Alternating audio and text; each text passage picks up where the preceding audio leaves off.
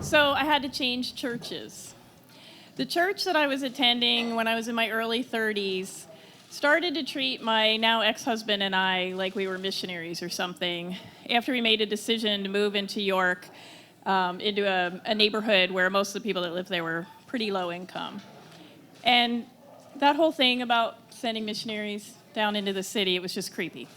So I did change churches, and the other church that I went to, their approach was much more practical. So they had a sense that I had made this choice to live in this community and that I was involved with my neighbors and doing different things to play with children and help people out when they needed a little support.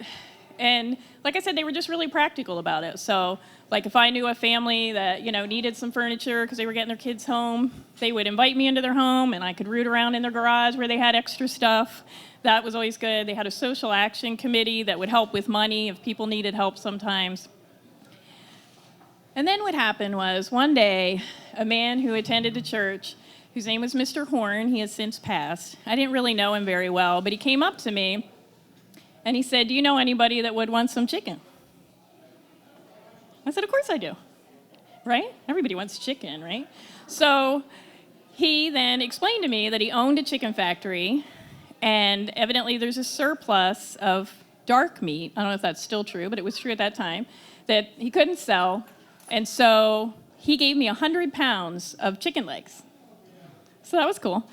So then I had to figure out how am I gonna, share the chicken legs. So I had a lot of kids that were coming in my yard and they would play, and I would often give them crackers or apples or something. And so this one day I just said to them, "Hey, do you want some chicken?"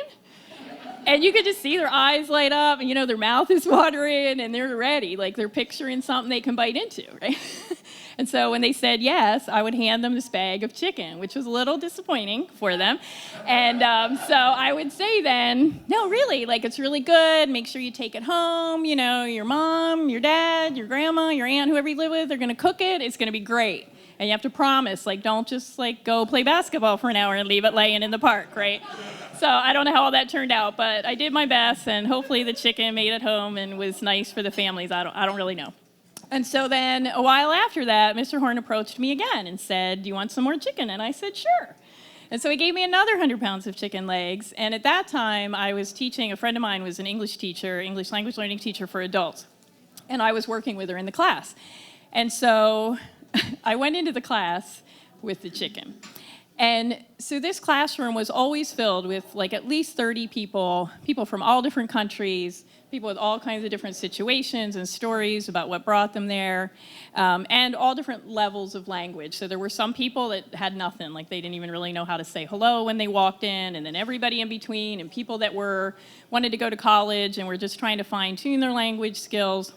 And so I stand up in front of this group of diverse people and try to tell them why I have chicken legs. So, I tell them the story about the man in my church and the chicken legs. And so if they would like to have some, they were welcome to have some.